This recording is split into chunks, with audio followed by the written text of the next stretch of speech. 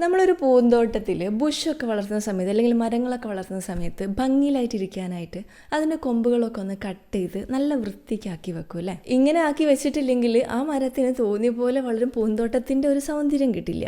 അപ്പോൾ അതുകൊണ്ട് തന്നെ നമ്മൾ വേണ്ട രീതിയിൽ പ്രൂൺ ചെയ്യണം, ഭംഗിയിലാക്കി വെക്കണം. പക്ഷേ ഈ മരത്തിൻ്റെ ഫുൾ പൊട്ടൻഷ്യലിലേക്ക് എത്താതിരിക്കുന്ന രീതിയിൽ നമ്മൾ പ്രൂൺ ചെയ്യുകയാണെങ്കിൽ നമ്മൾക്കത് കാണാൻ ഭംഗിയാണെങ്കിലും ഈ ചെടിയെ സംബന്ധിച്ചിടത്തോളം ഇത് ഭയങ്കര റെസ്ട്രിക്ഷൻ ആണല്ലേ.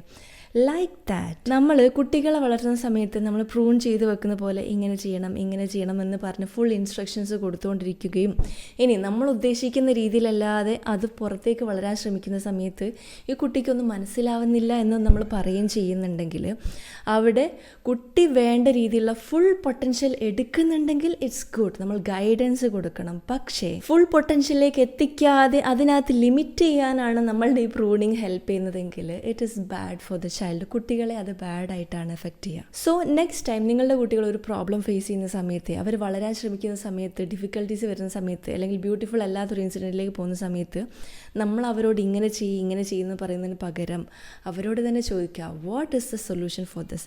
നിനക്കെന്താ തോന്നുന്നത്, ഇവിടെ എന്താ ചെയ്യാൻ പറ്റുക? ഇങ്ങനെ പോകുന്ന സമയത്ത് കുട്ടികൾക്ക് നമ്മൾ നല്ലൊരു മെൻറ്ററായിരിക്കും. പാരൻ്റ് ആസ് എ മെൻറ്റർ, ഒരിക്കലും ഒരു മാനേജർ അല്ല.